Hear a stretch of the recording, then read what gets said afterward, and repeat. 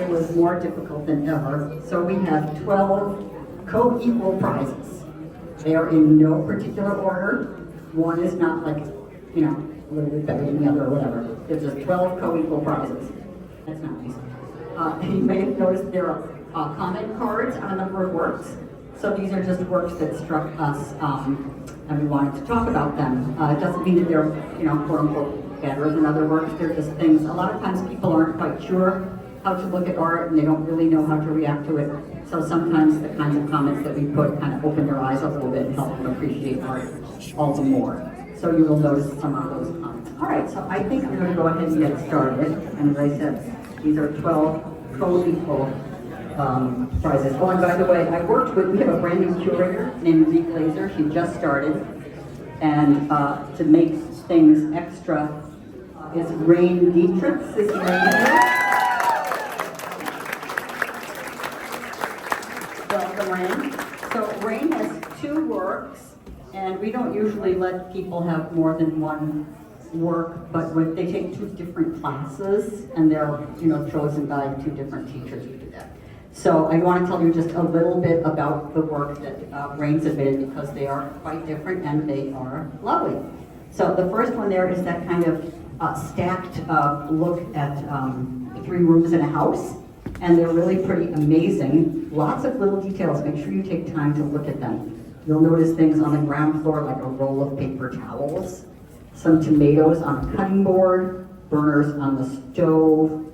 On the second floor, which is a bedroom, you'll see little toy cars, posters on the wall, a lamp complete with a little chain. And then up in the bathroom, the sink is pretty amazing, the towels, and there's even a framed work of art in this bathroom. So look carefully and see what you notice, because I probably mentioned about a quarter of the things that there are to see there. The other work that Rain did, which is back on that wall there are helping hands that are putting together a girl who looks broken. So I don't know what the story is, but I love art that makes me wonder. So I asked myself, what happened to this girl? Is her malady physical? Is it mental? Is it spiritual? Is it all of them or some combination? And there's some really colorful string that I think is a really clever way of adding an element of line to this composition. So congratulations, Rain.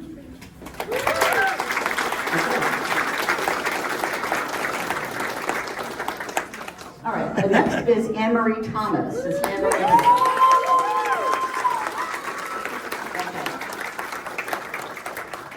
So Anne-Marie has a very, very, very interesting work. A lot of these works, by the way, are very interesting. And I have to say that a lot of times students do work that's a whole lot more interesting than professional artists. So sorry if there are any professional artists here, not dissing you all, but they just have this amazing imagination and they love to go into it and come out with wonderful things. So Anne-Marie has this very original approach. It's that picture there with the 3 green faces with candles inside that are kind of melting. And I just think it's a really, really original approach. I don't know if they're supposed to be faces or masks that are melting. I don't know what it means, but I love art where I don't know what it means. And I think it's a masterful use of mixed media. So round of applause for Anne-Marie.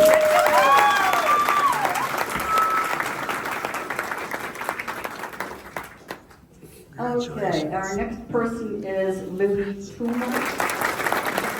Congratulations, Lily. And she has an acrylic piece that's on that wall. That acrylic piece of the 2 dogs. And I really like this for a number of reasons. I really enjoyed the way she handled the paint.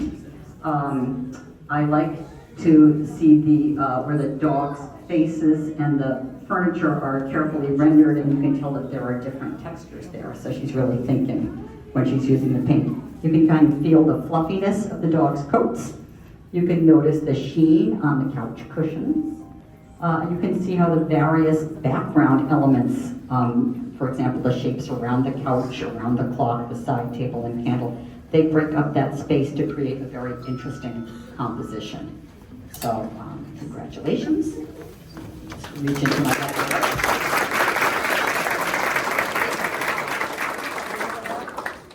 Okay, next is Trinity Welch. Is Trinity here? Okay. So Trinity has an amazing piece, and I have to tell you, Trinity, you don't know this, but I used your piece on our invitation to our board members to come tonight. It looks like a professional illustration. It is so beautiful. It's on this wall here, and it's a meticulously rendered illustration of bamboo that is growing out of an animal skull. Once again, I don't know what's going on. I love that I don't know what's going on. It makes me look all the harder.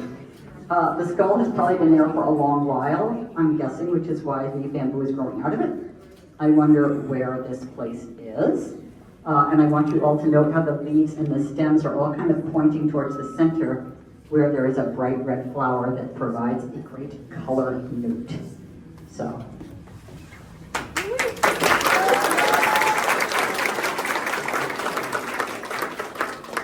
Okay, the next one goes. So Sophia is another multi-talented person with two pieces in this exhibition. I like them both, but there is one that I like more, but I'm going to talk about both of them. So the first one I'm going to talk about is my personal favorite. It's a graphite pencil picture. It's somewhere in that area there. There's a lot of stuff in it, and boy can she handle graphite, because the darks look like they were made with ink. That's how dark they were. So that's not something you just dash off. That's something that you spend a lot of time on. So I always admire anyone who's able to really push their medium to the fullest.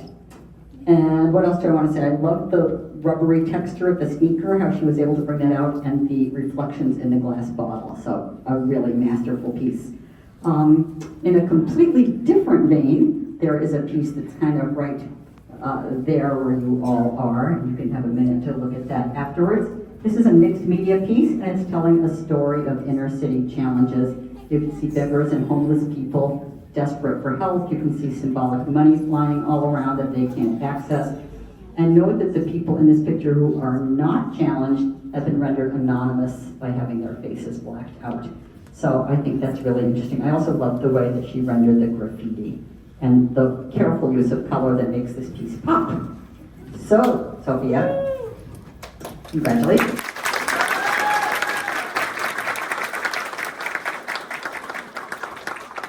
Okay, where was I? I am up to Chelsea Beatty. Is Chelsea here tonight? Come on up, Chelsea.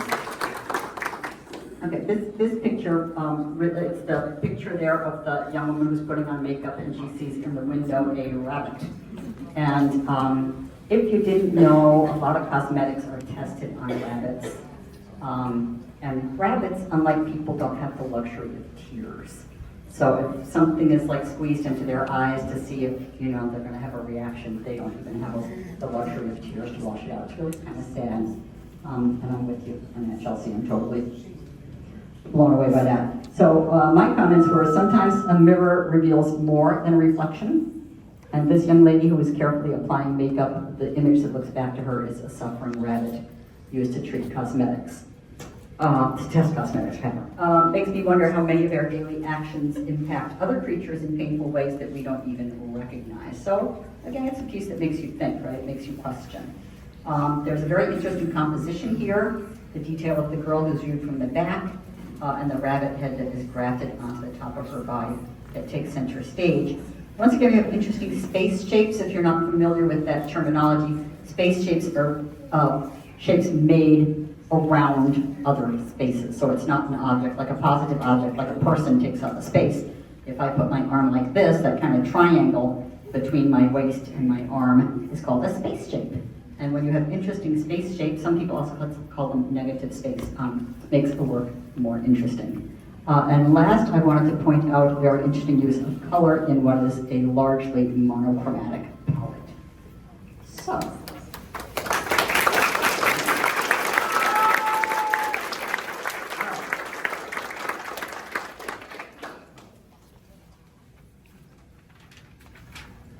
On to page 2. Georgia Hines. Is Georgia here?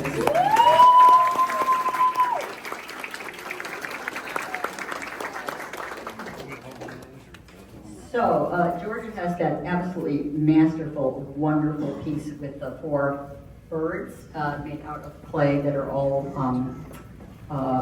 kind of in various stages of flight. And I'm always struck by how winged creatures can look so graceful. And I want you all to check this out and notice especially the details on the feathers that are really amazing.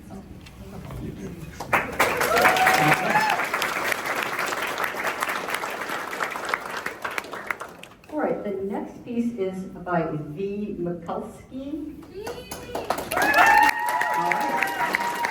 So friends, this is, I don't know, 8 foot, 9 foot, 8 foot sturgeon that's over there, taking up a large part of the floor there, and it's just spectacular. And what made you think of making an 8 foot sturgeon? I'm in an environmental program at my school. Oh, okay. Oh, wow, okay. Well, that's a great reason to make an 8 foot sturgeon. So, all you guys, go and check that out. Your mind will be blown. Thank you.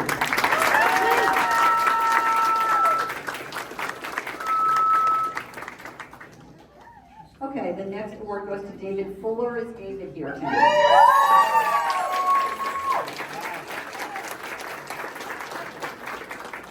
David has an amazing vase that's in that second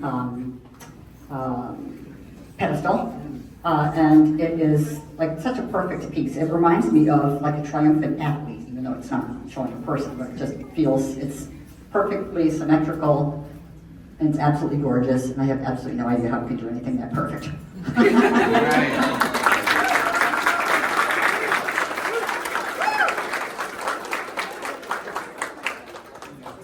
Okay, the next award goes to Brooke Register.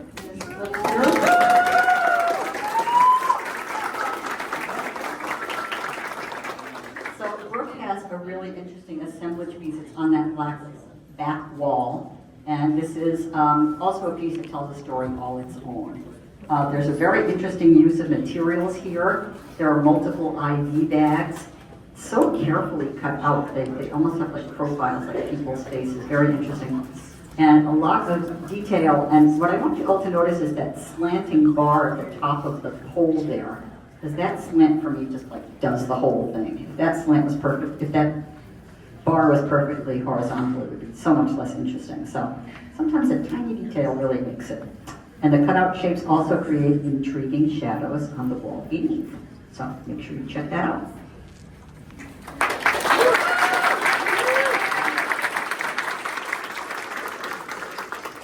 Okay, the next piece, and I don't know if I'm going to pronounce this name correctly, so please let me know, goes to Daisy, or maybe it's Dace Chambers. Dace Chambers, are you in Dace? Okay, sorry to finish your name. I love your jacket, by the way. I've been buying it all night. So Dace made a really interesting earthenware shoe.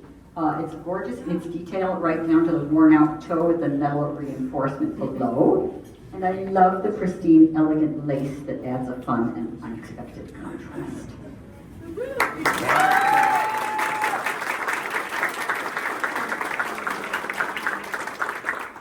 Okay, and here's another person's name. I think I can get your first name, but I don't know the last. Kyla Lohr or Lohr?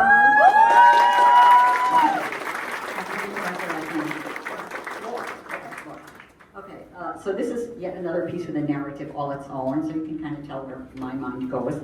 And it is a very unhappy, kind of downtrodden looking woman. It's back there with a very bright red and white frame there.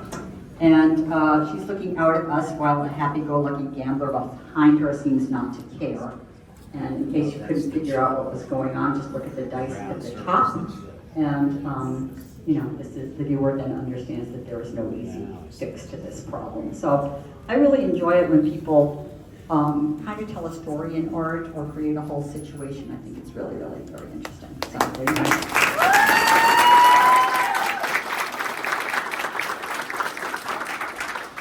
So as I said, I want to thank you all for coming. I think the work is absolutely spectacular. This is the first year that I've ever done 12 Coca-Cola prizes. I can't put them in any order. I can't have a best in show, a second best, especially with so many different kinds of media.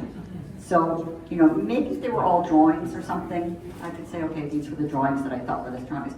But how are you going to compare a drawing or a painting to a 3D piece? I just don't think you can. So we tried to, you know, get a selection of different kinds of media. And you're a really talented bunch. Give yourselves a pat on the back.